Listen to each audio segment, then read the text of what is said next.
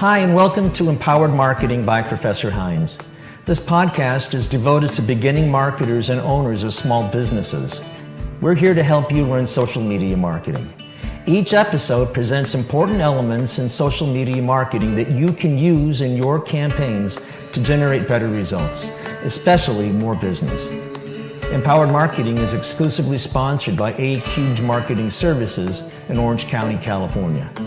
A-Cubed Marketing Services serves small and mid-sized businesses in the areas of strategic marketing consultation, social media marketing using all forms of social media, campaign creation and management in both paid and owned media, pay-per-click campaigns, search engine optimization, graphic design, and videography.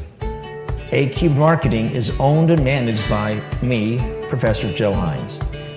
My experience includes over 20 years of Fortune 100 corporation marketing management, as well as 10 years of academic work as professor at California State University Fullerton, Concordia University, Biola University, Cal Baptist University, and Fullerton College. You can find out more about A-Cubed Marketing Services. Use the link on the homepage of this podcast or call A-Cubed Marketing at 714-872-0561.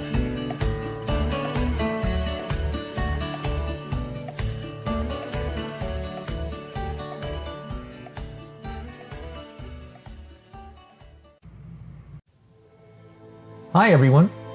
This is Joe Hines, and this is episode 16 in the Empowered Marketing podcast series. This is where you come if you want to learn or just improve your social media marketing skills. This week, I'm continuing our latest topic, developing tactics for social media marketing. And in this episode, I'll cover the best social channels to use for B2B versus B2C industries, creating the ideal online social media user experience with your content, including authentic content and the prevalent culture of each social media channel, content marketing matrices, characteristics of effective social media tactics, the 7 points for developing great social media content strategies, and hero, hub, and hygiene content. As always, check out the free PowerPoint presentation that goes along with the podcast. Instructions on where to find the link to download the free PowerPoint are provided in the post where you found the podcast. Also, if you're enjoying the content, I also have a vlog called Professor Hines' Weekly Marketing Message.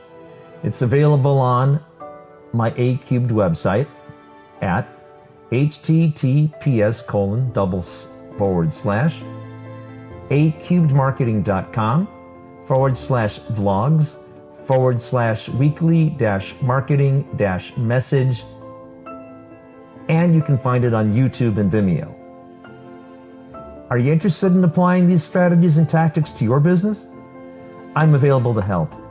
You can schedule a free consultation with me when you visit my Calendly page.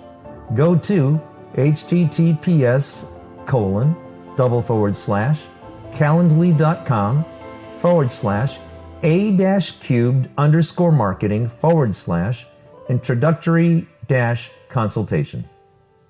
There is so much to talk about this week, you guys. Let's get right to it. I'll see you down in my classroom at Whittier College. Let's get going right away. I want to start by talking about the way that we market using the different social media channels. So let's start with Facebook first. Facebook's one of the most popular platforms out there. I've seen different numbers regarding how many users are actually on Facebook, anywhere between 1.8 billion and 2.3 billion. I guess it depends on when the user number was measured, or maybe who's publishing it. And it's really used not just for personal use, but many companies are using it for business too. For businesses, Facebook's a place to share photos and updates and general news with those who follow or like us or our brand. Fans of your business come to your Facebook page to find out what's going on with the company and see pictures of what's going on, or explore events, and just generally learn more about what you do and what you sell. So it's important from a marketing perspective to start by building a fan base on Facebook, publicizing the page and posting a link to it everywhere we can, including adding a social icon onto the website. But not only there, also I highly recommend putting it into your signature line in your email. Once you've created a strong following, it's important to use status updates or photos to share about the products and offers and services that your company provides. You should also post things that get your audience to engage with your posts, things that they will click or like or comment on and share. The more people are engaging with your content, the more frequently you're going to appear in other people's timelines. And really that is the most important thing to keep in mind is how do you use the social influence of your customers to reach a greater audience? Your brand needs to fit into the atmosphere that's naturally there on Facebook in order to keep people interested in what you're posting. So don't make it just about selling. Remember, with social media, we're really striving to create bona fide, authentic, one-on-one relationships with our customers. So there are some different tools that we can use. As an example, Facebook ads are really effective, especially because we can be so pinpoint in how we target a specific audience. Facebook ads are more likely to bring in strong leads that are actually looking for what you sell. They help make sure that your advertising budget's not wasted on customers or prospects who aren't really interested in what you're offering, and they help to put product and service into the hands of exactly the people that you want. Twitter, on the other hand, is a fast-paced, concise, and easy way to connect with your audience. They've got over 300 million registered users, and it's sort of like a fire hydrant of information, with tweets pouring out at 140 characters or less, and content waiting to be read and clicked and followed and retweeted. Twitter generates over 175 million tweets daily and allows us to share quick pieces of information and photos in an effort to drive people back to our site or our landing pages. And you only really get a small amount of characters. So as you begin to think about creating your post, you need to think about word economy and making every one of those characters count. You need to have content that's enticing enough for people to stop and click through it. People are normally scrolling through really quickly, so it takes more than just simple text to stop them dead in their tracks. Make sure that when you're constructing your tweets, you're making sure that people are enticed and excited and they want to click through. So try using quotes or statistics or questions related to the link that you're tweeting as a way to inspire curiosity and make people want to read more. Incorporate photos, survey polls have been effective, GIFs, even short videos. While Twitter is a great way to share quick thoughts and generate traffic to your website and your offers, it's also important to make sure that you're also building relationships with your followers. People are going to follow you because they like what you have to say, but often also to engage in conversation, like you would on Facebook. Ask and respond to questions and respond to mentions and direct messages. Twitter is as useful for driving traffic as it is for customer service. Hashtags are huge both on Facebook and on Twitter. They're a key tool for people to find your content. Hashtags allow you to reach a wider audience than just your followers by getting involved in existing conversations. So people are out there searching for specific information, and they will often check hashtags to see what's out there that meets their information needs. So do a little research about what your buyer persona, your target customer is hashtagging. And make sure that your posts are going to be found by the right people. Understanding what terms they use when they're searching is going to help you get your content in the hands of the people that you're trying to sell to. LinkedIn is another channel that I want to spend a little time on. LinkedIn's different from the rest of the social media outlets because it's specifically just designed for business and professionals. It's the only horizontal channel, meaning it's the only one that extends over many different industries in the B2B world. So users mainly go to LinkedIn to showcase their job experience and their professional thoughts, and that makes it one of the more interesting platforms to use for people in B2B. One of the things about LinkedIn, and it's sort of a double-edged sword, is there is a lot less conversation happening directly on LinkedIn pages than you will find on most other social media channels. And that can work for you, actually, if you do it well. Because there's less happening conversationally, it could be an easier channel for you to develop a community on. It could be really important to your effort to establish thought leadership and actually to target the kinds of professional contacts you're trying to target. So one way around the lack of conversations is by joining LinkedIn groups where you can meet people from particular industries or that have at least the same interests. They ask and they answer questions on these group pages, and they do, in that area of LinkedIn, engage in conversations. So try posing questions to the group to start a conversation. It's a great way to showcase your leadership, your expertise in your industry. Between features like LinkedIn Pulse or company pages, in-mail groups, and get introduced, and the ability to see who's viewed your personal profile, LinkedIn is a valuable tool for not just driving traffic, but prospecting, establishing thought leadership, and recruiting. So there's a neat tool in LinkedIn called the Sales Navigator. Have you guys ever seen it?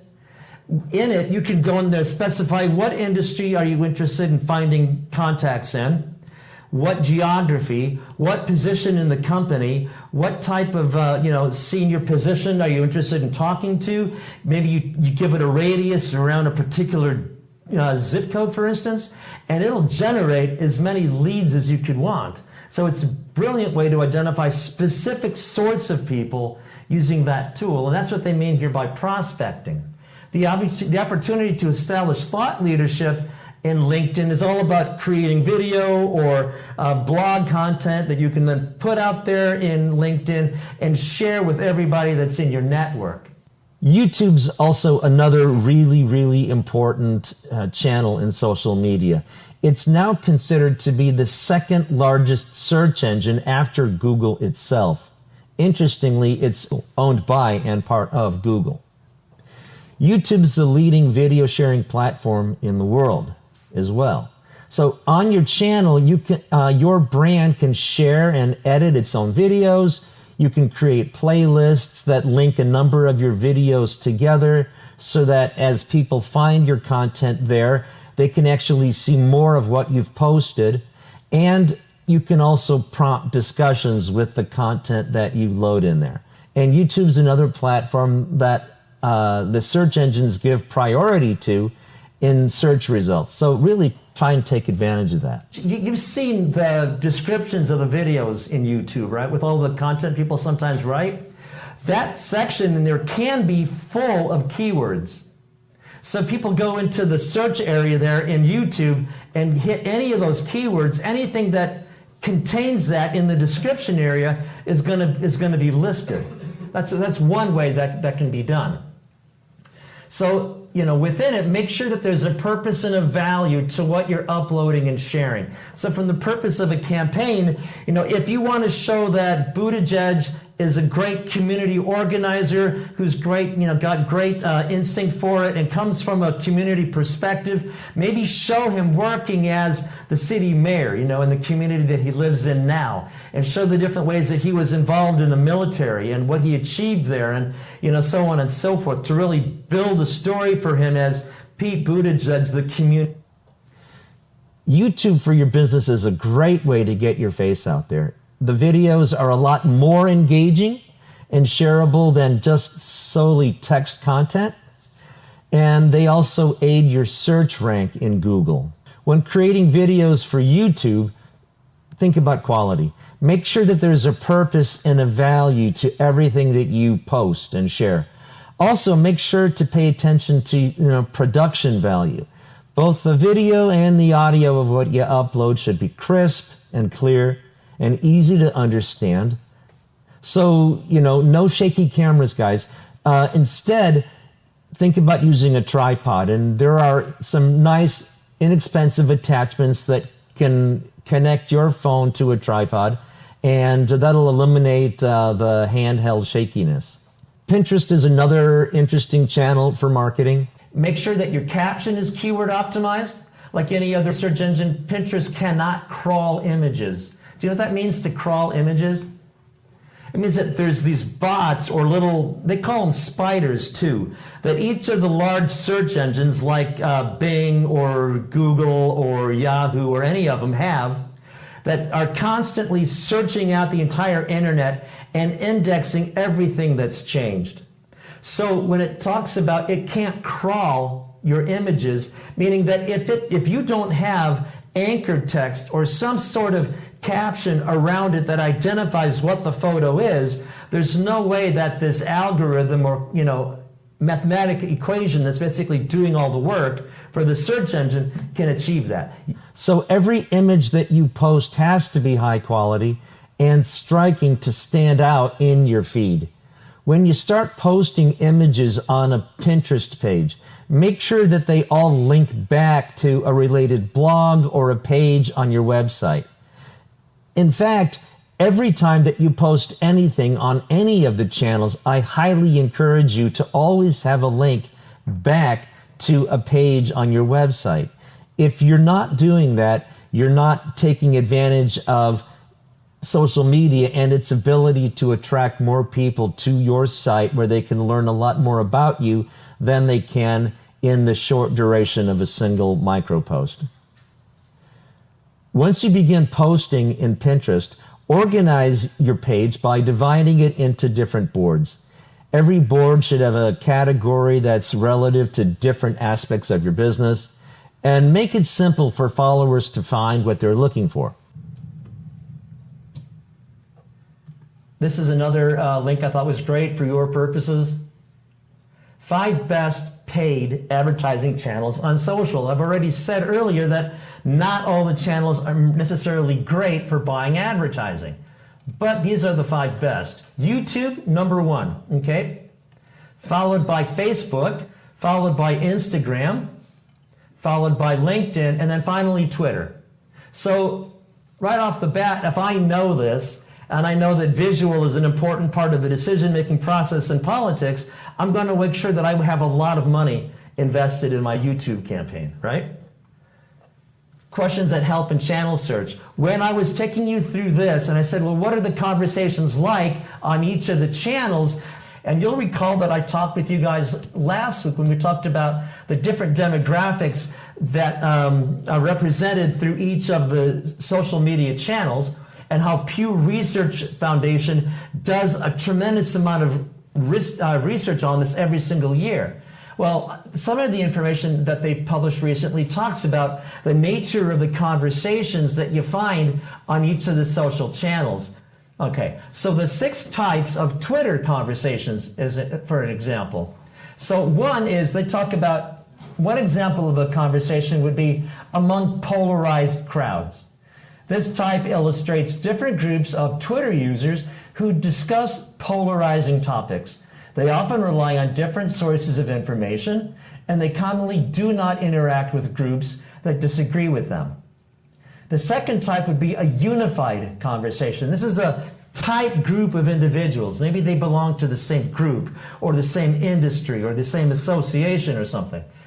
This type captures close communities like conferences and professional topics or hobby groups where participants strongly connect to one another for information, ideas, and opinions. So notice how different this is, this tight crowd, from this polarized crowd where you've got a lot of individuals.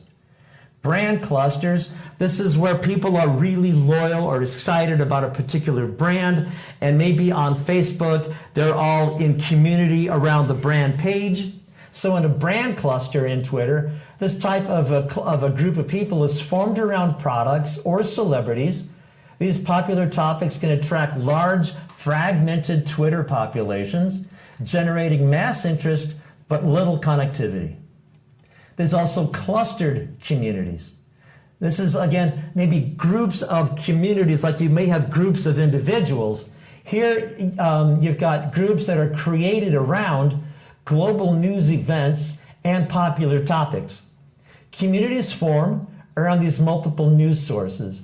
These community clusters are mostly disconnected from one another. Then you can have a broadcast network, another type of a group. This type is often triggered by news media outlets and pundits, like a pundit. You guys know who Rachel Maddow is? Okay, MSNBC. So she may be somebody who's sending stuff out on Twitter, and people are following her regularly there. So that'd be broadcast network. And then finally, there's a support network. And this type is created when companies or government agencies or organizations respond to complaints and customer requests. The company or the hub account replies to many disconnected users, creating outward spokes. So different examples of what those conversations can be like.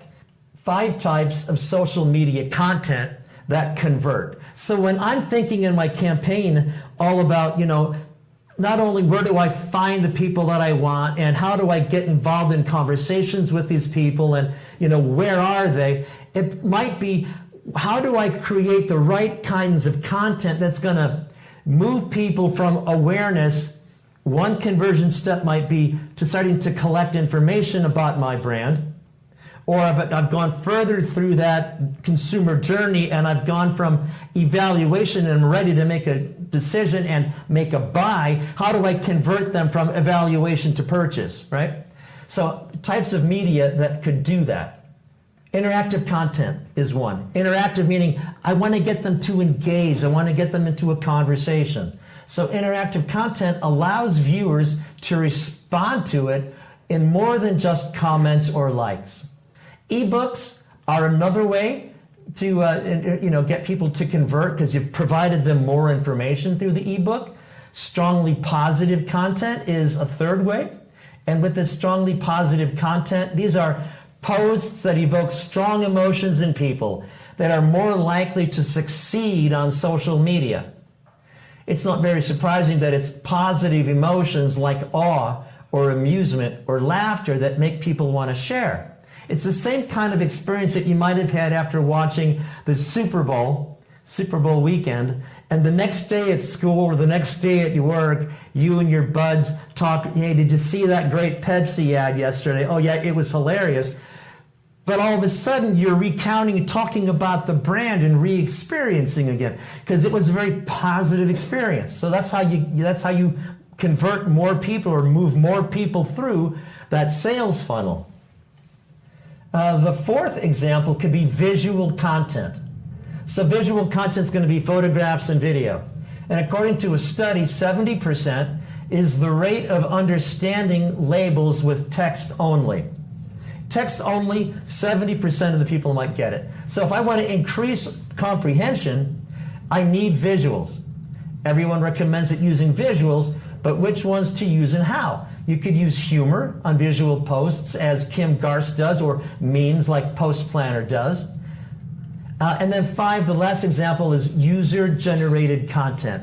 User-generated content is all about getting people, individuals themselves in social, to create maybe their own version of Doritos ads that themselves can go viral. Okay, and get a lot of people really excited about the brand because they're making their own contributions, getting involved in the conversation themselves.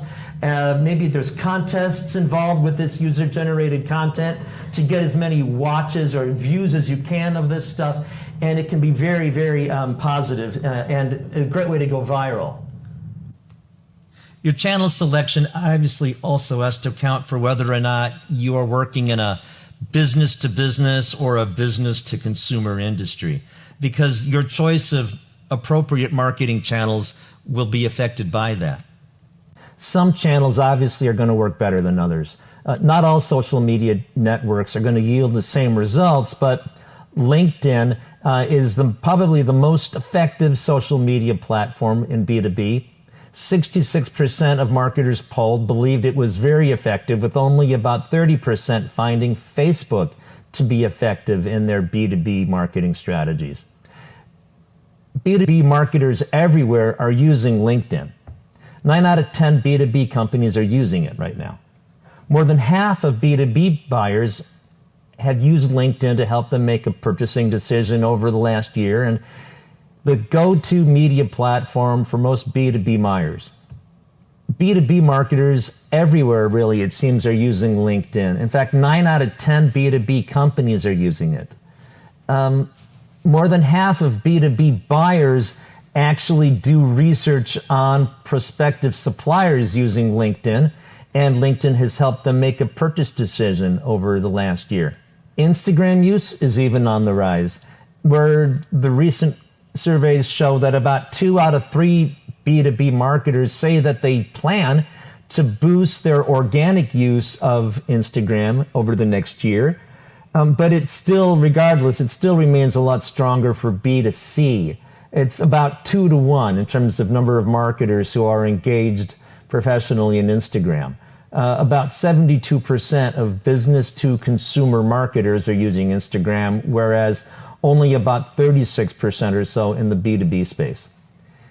YouTube's even an important social media channel these days for B2B social media marketers.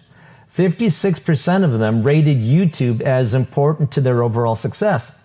And that makes it 4th behind print in 3rd, LinkedIn in 2nd, and email 1st place. But video's on the rise, obviously, you guys. 77% of marketers said that they were planning to grow their reliance on video in the coming year. Obviously, you don't want to ignore Facebook. CEOs use Facebook too, and it's still the biggest social media network for adults overall, with 72% of adults using Facebook. If you're a marketer in the B2C or business to consumer space, you're going to choose some of the different channels depending on the needs that you have in your campaign and the kinds of products that you're marketing. The number one channel right now for consumer or business to consumer marketing is Instagram. You guys should really be using Instagram if any of the following applies to you and your company. Your customers value design and style and aesthetics, or you're selling visually appealing products, or if you can offer an engaging day-to-day experience, or if you can share daily progress and growth. And examples that would kind of reflect that progress and growth strategy would be, if you're in the fitness industry, or if you're showing product reviews and that's an important part of your marketing, or if you want to show the impact of great customer service, or if your thing is style. So perhaps you're an interior decorator or somebody who's in the retail clothing industry. Also, if your ideal consumer is a teenager between 18 to 29. If you're looking to achieve brand awareness or community building or customer service improvements or online selling, Facebook should probably be the emphasis in your campaign. When it comes to Pinterest, if your brand or if your company or your situation reflects any of the following, then you probably ought to select Pinterest. Your ideal customer is female, or your customers are into do-it-yourself activities, or maybe your customers are more dreamers than buyers, or your customers like any of the following products or services: cooking or fashion or hair and makeup or crafts or arts or interior design, gardening, event planning, traveling, or working out. A while back, we talked about the idea of brand experience in social media. And we said that brand experience is a lot to do with a visual or online manifestation of the brand's positioning statement. To back up one more step, the positioning statement is sort of a internal document that everyone knows and understands that's working on the brand team, but which your customers and consumers will never actually read. And even though they don't see it outright, that positioning statement is felt and expressed uniformly and consistently across everything that your brand does. So it kind of defines who the brand is, what is the unique selling proposition of the brand, the tonality and the character and the personality of the brand. Okay. So when we're online, we want to do the same thing. And there are a couple of steps towards creating this perfect online experience. The first thing you should really do is make sure that your content is discoverable so that when your customers or your consumers are searching for content, your brand is among the things that show up during their searches. So by discoverability, I mean things like make sure that your social pages have been properly hashtagged. Make sure that your web pages are optimized, SEO optimized. Make sure that your social media is social media optimized, meaning that, in SEO, in search engine optimization, you're combining the right keywords and linking techniques between your site, your pages, and other people's and other companies' pages so that your pages show up, early and high in whoever the browser or search engine is that you're using. When it comes to SMO, social media optimization, it's really optimizing the experience for the reader, making sure that, it's relevant and builds relationship and encourages your readers and your brand followers to share your content across their network. Number two, your content, your pages, your social media channels, and everything that's there should be authentic. Authentic meaning it cannot all say how perfect you are. Every company, every brand has a mole, has a wart, has something that's not exactly perfect about it. So make sure that, for instance, that if you're showing customers comments about your brand, that every so often you've included some of the downer things that have been said so that people get a sense of this really is bona fide, real customer feedback. The content you create should, number three, be conversational to fit the culture of social media. That topic or that term, social media culture, may not be immediately familiar to you, but when you think back about, what is culture? And we agree that culture is the set of norms and ways that people in a given environment do things, the way they express themselves, the habits and practices that they keep and follow and share. Then when I apply it to social media, I think you'll have a better understanding. For instance, on Facebook, their culture is primarily built around real-world friendships and family and relationships. Could be old college roommates and other real-world connections.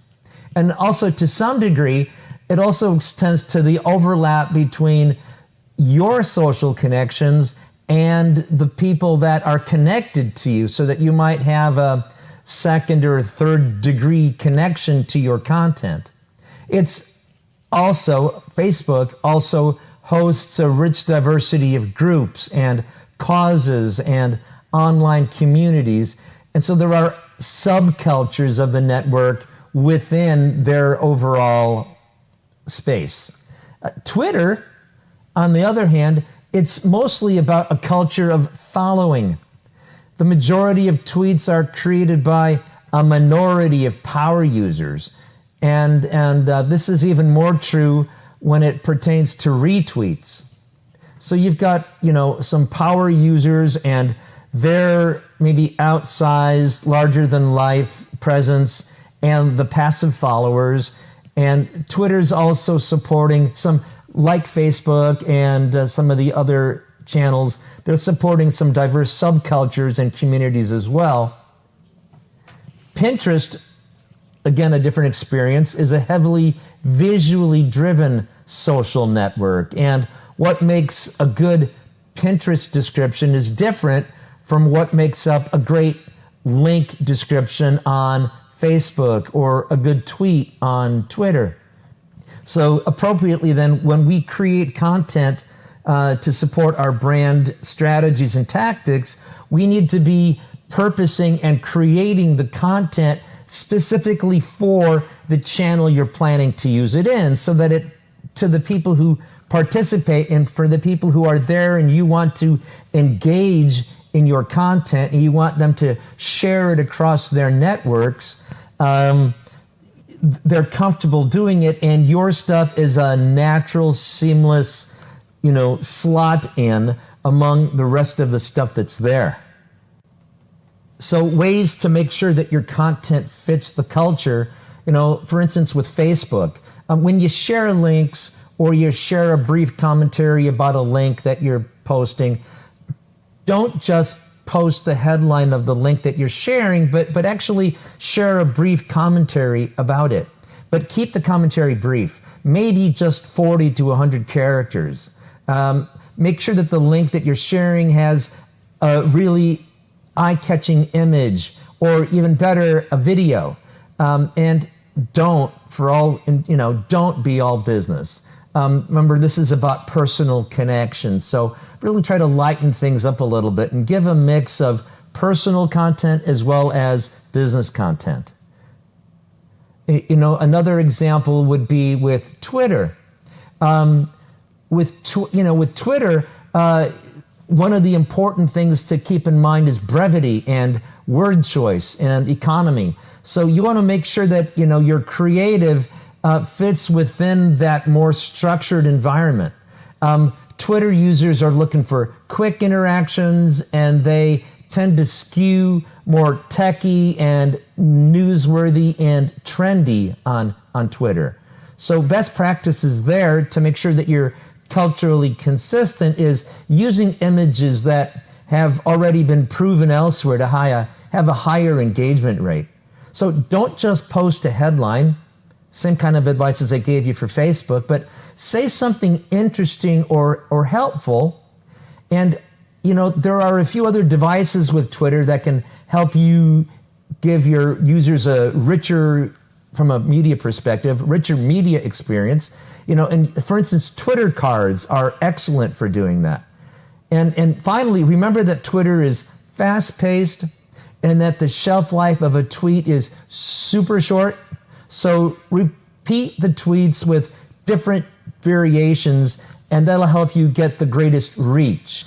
Pinterest is one of the more powerful traffic drivers of all the social networks, but it's one of the slower networks that'll help, it'll take you time to reach a mass market level of users.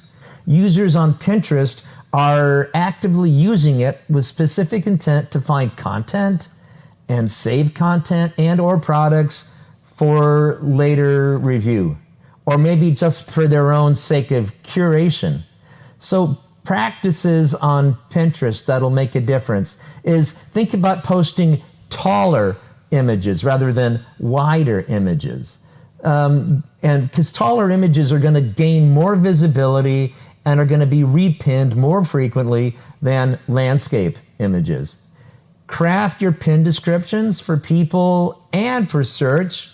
Pinterest is becoming a popular search engine, believe it or not. So having an optimized pin description can actually mean loads of high quality traffic. And pin to relevant categories to help give some extra search juice to the pin. And then also another suggestion is to share your boards with your followers to increase your reach and your discoverability. From a strategic planning perspective, I want you guys to think about first, what is your content strategy? It could be that you want to generate more awareness, or you want to drive people to your website to get them to your company store. It could be, from there that you would create the type of content that would fit the strategy. And then you would, once you have the content type in mind, then you get to the lowest level, which is what is the specific tactic that you're going to use in order to do that.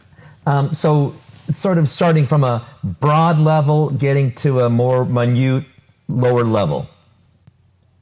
So when we talk about a content type is an information asset where the attributes distinguish it from all other kinds of content. So clearly, for instance, video is a content type, very distinct from a photograph or from a blog or some other type of content type.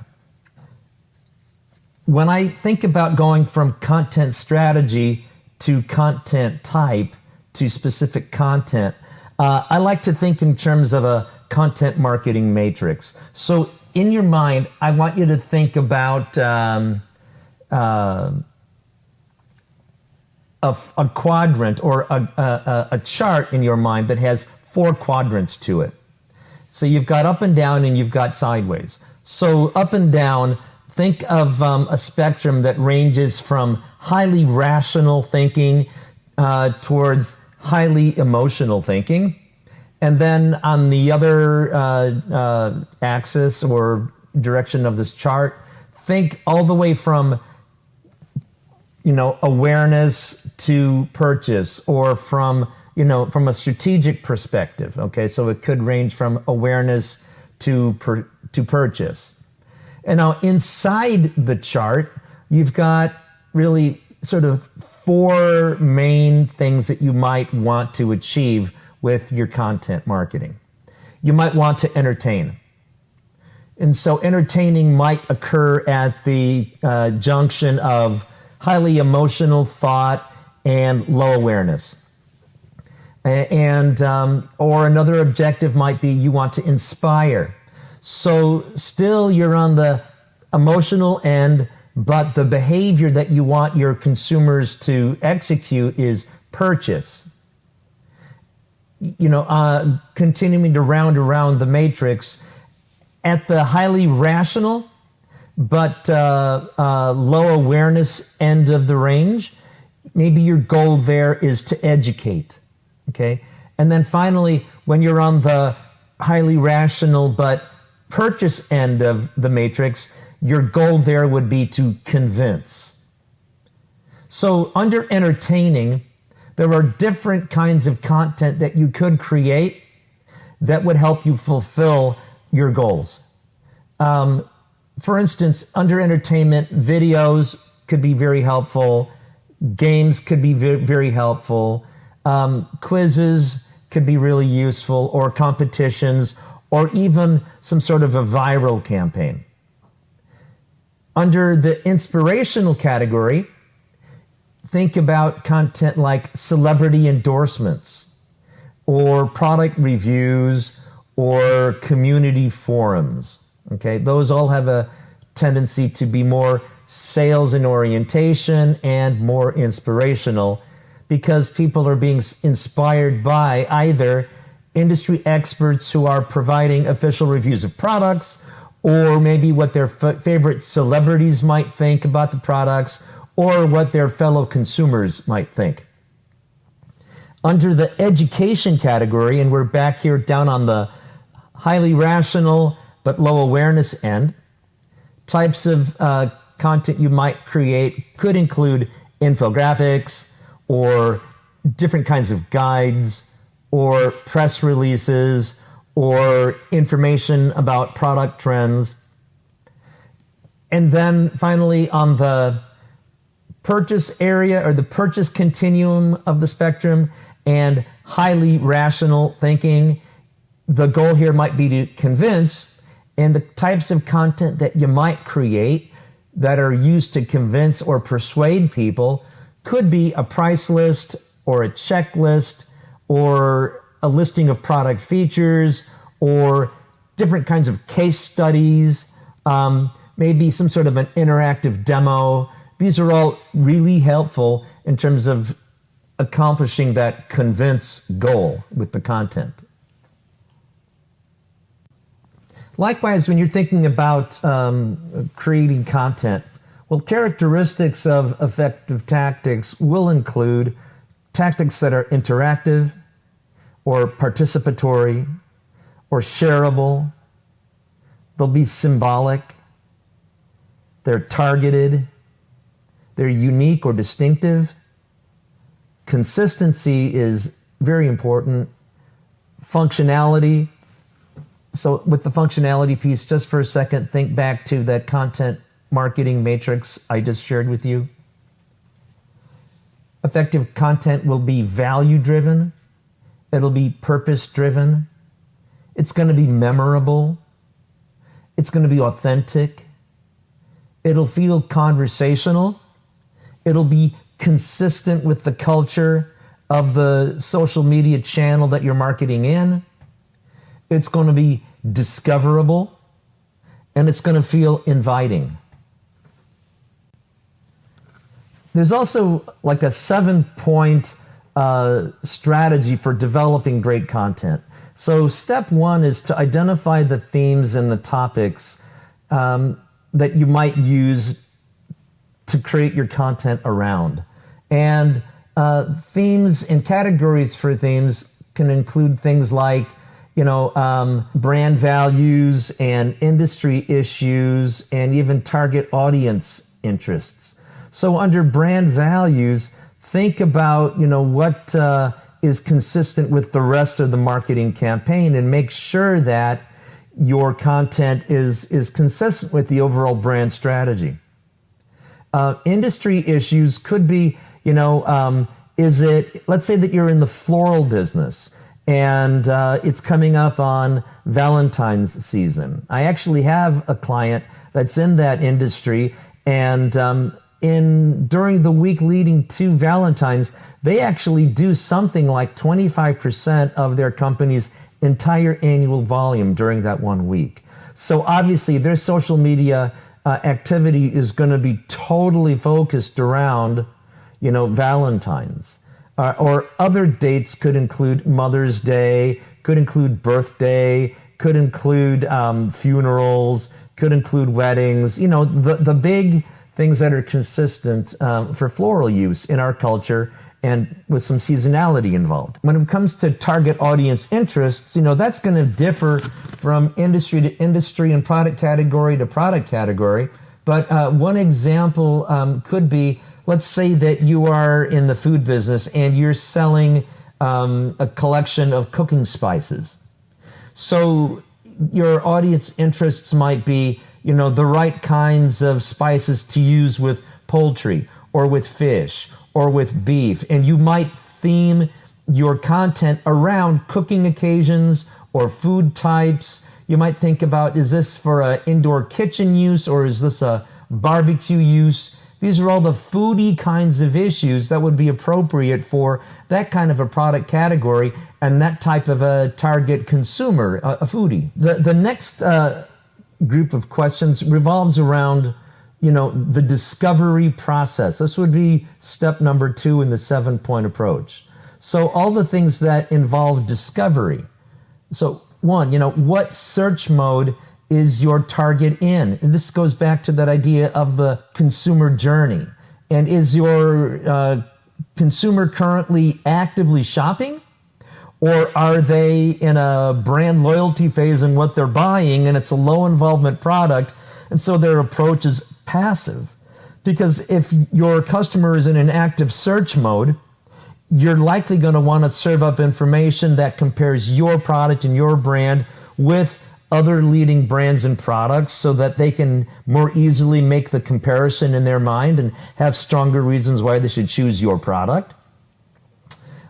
Passive, a low involvement type of a purchase might be with, candy or breath mints or toothpaste or other consumer packaged goods that consumers don't typically spend a lot of time thinking about. And there you might sell on more of a peripheral route, meaning you don't necessarily have to focus on product features and benefits. More so, maybe you want to focus on other things that are higher up on Maslow's hierarchy.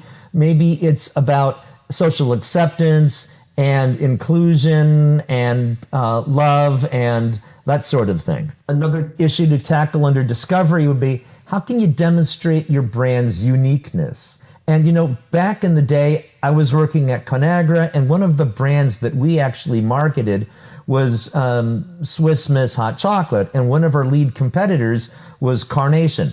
Well, we always sold on the fact that Swiss Miss was rich in chocolate flavor compared to Carnation.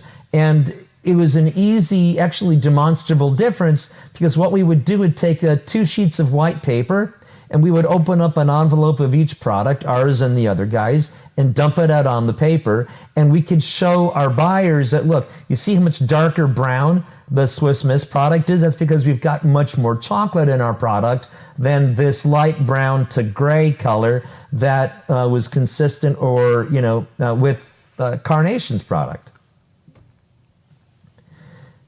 Another point under the discovery process is, what can you do that's going to fit the overall integrated marketing campaign that the brand team is affecting? It's usually the case that social media in a big business environment is only one part of the overall marketing mix. And the brand is probably employing more traditional media such as television or radio or print or outdoor. And there has been already a bunch of creative material developed for the rest of the campaign. You want to make sure that whatever you do online will be consistent with what's been seen elsewhere by consumers, because you don't want to confuse consumers in terms of brand identity, a brand personality, what the brand message is. You want to make sure that you're consistent. Another important point in there is, what are the messages that you need to communicate? And of course, those messages are going to differ depending, once again, on where the customer or the consumer is in their journey. The journey from awareness through information research, through evaluation and comparison, and then decision, and then looking back on it, making the decision, did I do something well or not, and hopefully becoming an advocate of the brand until it's time for rinse and repeat and the next purchase cycle comes along. So as you look at consumers' information needs in each of those areas of the consumer's journey, you really want to think about what is the most appropriate, most key message that you could share at each moment. Another really important part of the content development strategy, still under discovery process, is what types of content are we going to create? Okay, is this going to be a video? Is this going to be a blog? Is this going to be a webinar?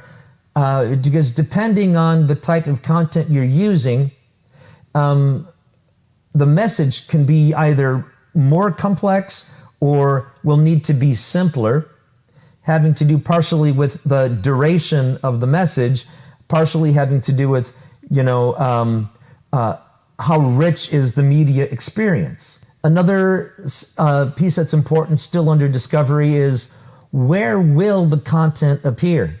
So we've already talked in this lecture about making sure that the content you create is culturally consistent with the social media channel it's going to be seen in.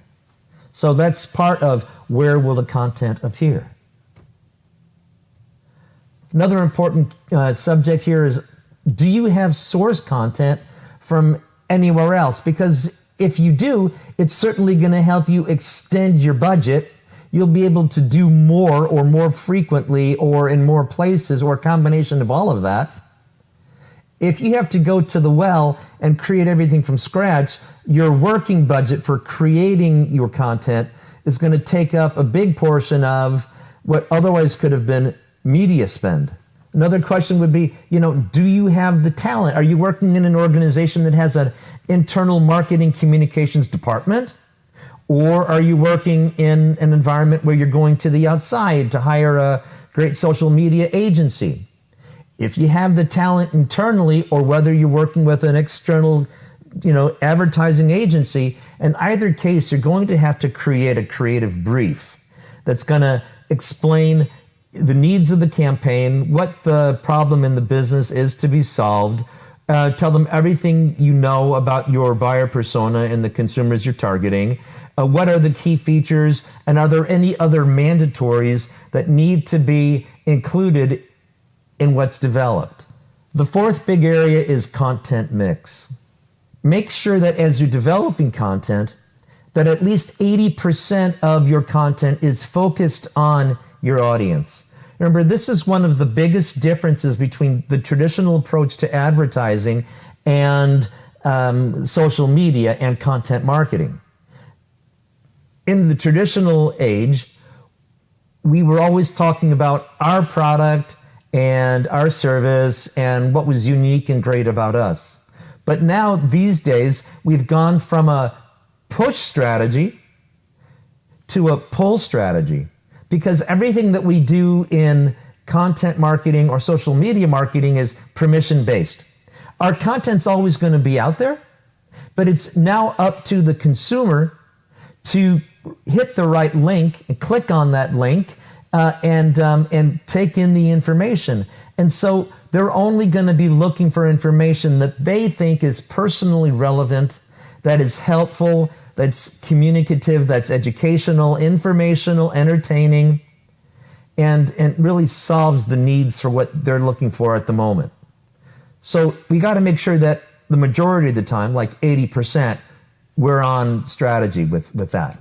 Then the other 20% of the time, we can focus on ourselves and be more brand focused, because it still is important to be able to communicate your USP, unique selling proposition. You're always going to want to make sure that your consumers have a clear idea in mind about the brand positioning that you've established for the brand, so that they see how you're unique and hopefully superior to brands that they might be switching away from in order to buy yours.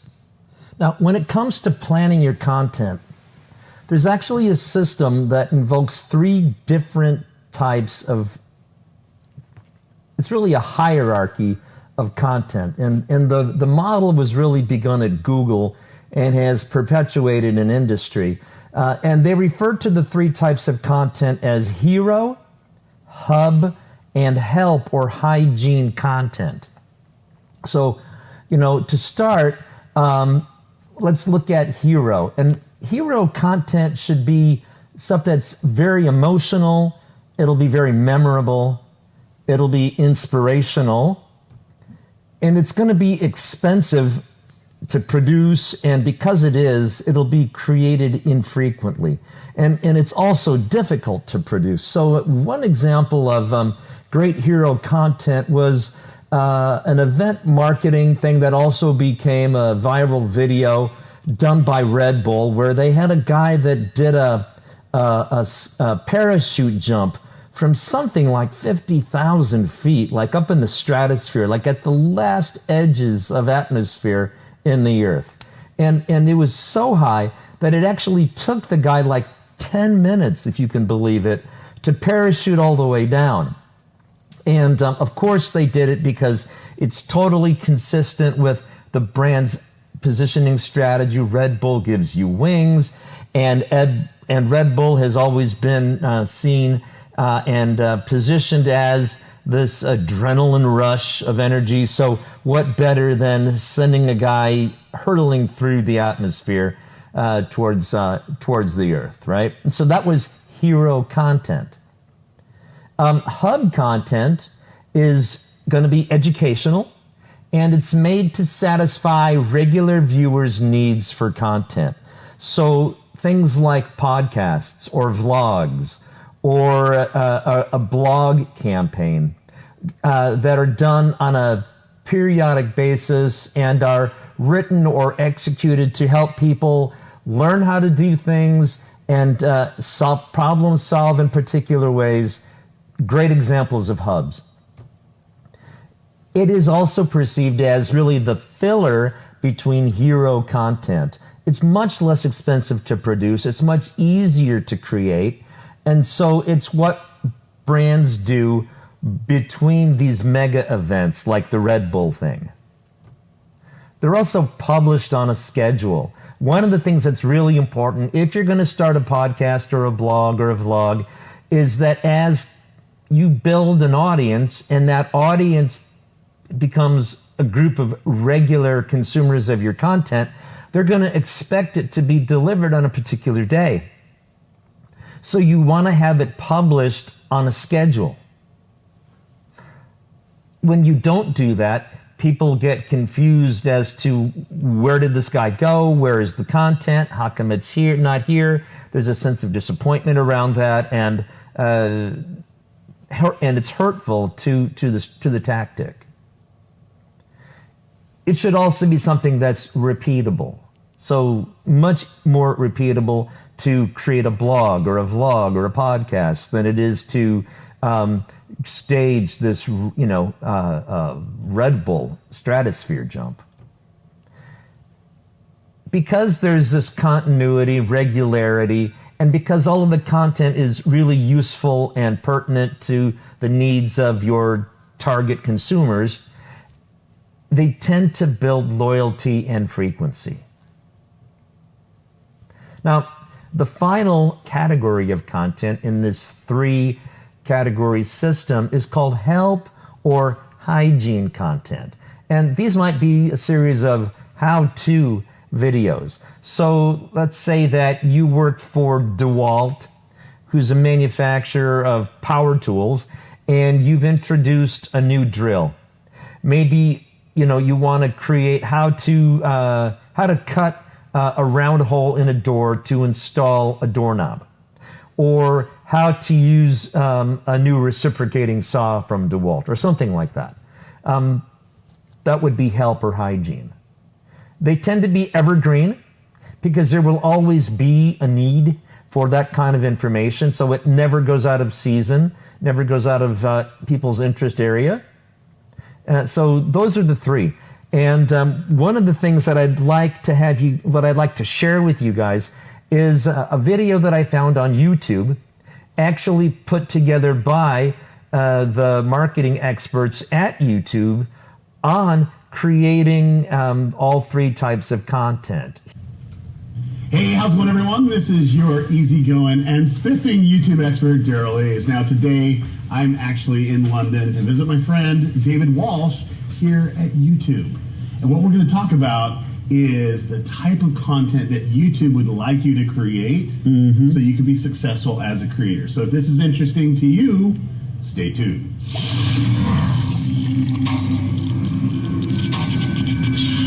DarylEves.com.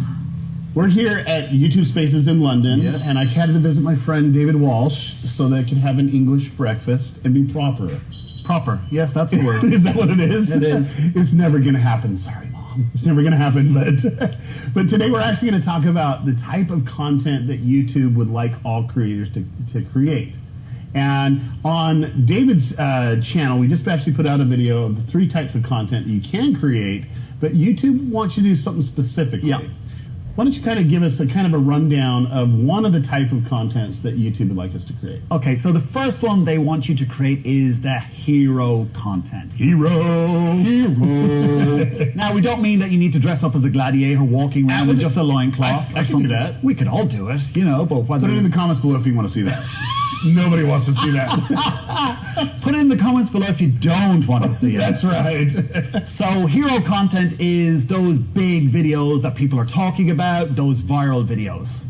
The big thing about hero videos is a lot of people that start creating content on YouTube think, this is the type of video I need to do every single time. And I work with a lot of content creators that have big channels, And that's how they started out. And they're like, oh my gosh, we're putting a lot of time, we're putting a lot of money, we're putting a lot of effort in these videos, and it's burning me out. And I'm like, well, you don't have to do it this way. You really don't. Hero content is really good, and it should be very selective of when you actually use it. It shouldn't be done every week if you're a weekly, if you're producing weekly.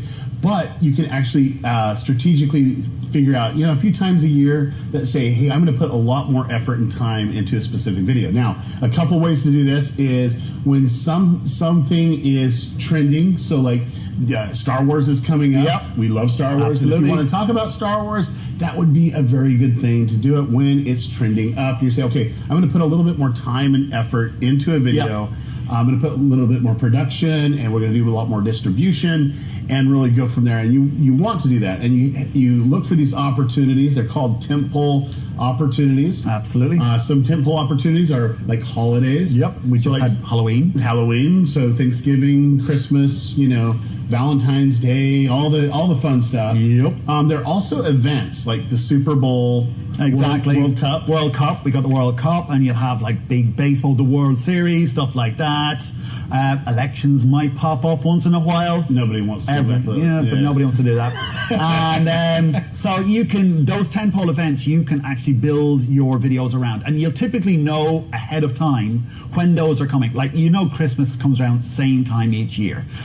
Thanksgiving, if you're in the US, exact same time each year as well. So you do have time to plan ahead and create that content, especially if you've got a high production value, and it will take time to shoot the video, edit it, and just get that mega hero video you want to create. Absolutely. And I think the biggest thing is do not create a channel that all you're doing is put out hero content. The reason why is because a lot of people, it takes a lot of time to produce, and it might take them a month or two, and they're only putting out one video every other month, or every 4 weeks or 5 weeks. And there's a lot of music channels that actually started that way before YouTube actually changed their algorithm, and they don't grow as fast. And the reason why is because they're putting all this effort for one video when they should actually do a lot more videos, and they just build up for that one big video. And it takes a long time to create a music video. You've got to get your song, plus it's typically based around the release of a single or stuff like that. So there's a massive gap in between each video upload.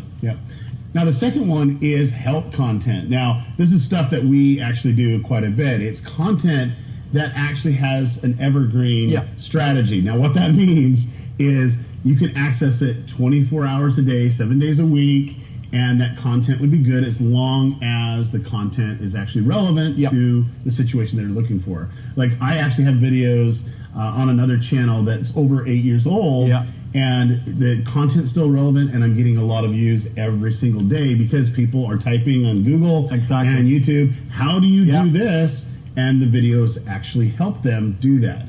Absolutely, and I'm the same as, like, even last week I was reading a comment from somebody who commented on a video that is 4 years old, and people are still finding that stuff, and they're watching those videos, and that's typically the how-to. Like, everything starts out with how-to XYZ. And Z. That's how you say it properly. Okay, proper. Well, I'm supposed to be proper. That's right.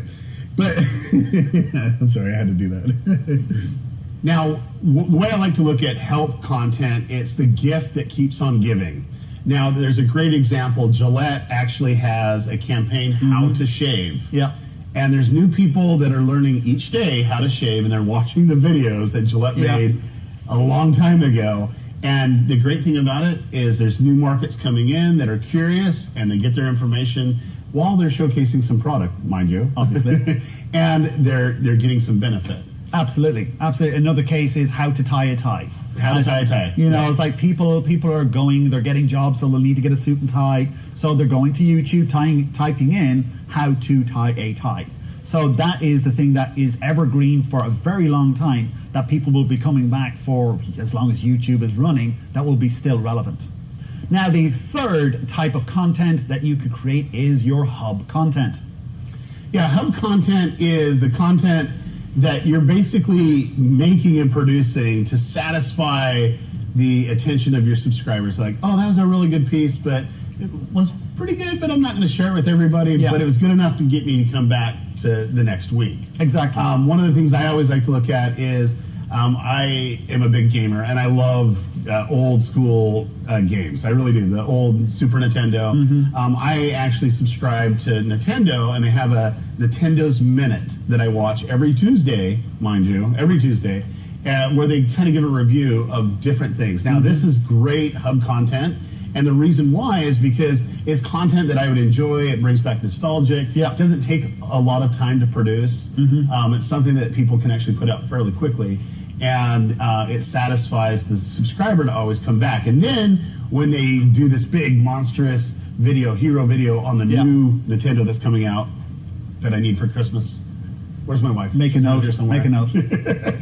But anyway, when it comes out, you know, they can do these huge videos and people are like satisfied, and then when the new one comes out, they're like, oh, this is so amazing, and they share. So Exactly. That's basically the content strategy. Yeah, so if you do create hero content, then using that hub content is great filler in between the uploads for your hero content. So you have your audience, your subscribers coming back again and again each week or a couple of times per week, so that you're getting YouTube on your side to give you more views. Now, one of the big things, I've worked with some top YouTube channels, and I've had a couple that has, you know, millions and millions of subscribers. They're like, Daryl, I'm burned out. I can't do anymore. And I'm like, well, how much time are you taking to produce a video? And they're like, you know, 20, 40, 80 hours just for one video. I'm like, wow. Yeah. You know, you're putting a lot of time and effort into it. One guy was actually spending a couple months, just all the research, everything that needed to happen. And I kind of introduced to them, hey, you can actually have hub content where you're actually, you know, taking people on the process with you of your exploration. Yeah. And it totally changed their whole channel, because now they thought, oh man, I could shoot a video, it takes me 2 hours to edit, and I can upload it. And I just saved like 80 hours. Yeah, you don't get burned out, and you get to keep your sanity, even when people start walking in on your videos. Oh. What's going on? This is my wife, Carolyn. You want to be a part of something great, right. huh? Okay. All right, so this is the end of the video here, but you can resume it on David's channel. David talks about the different types of content that you can make when you're creating hero, hub, and help content.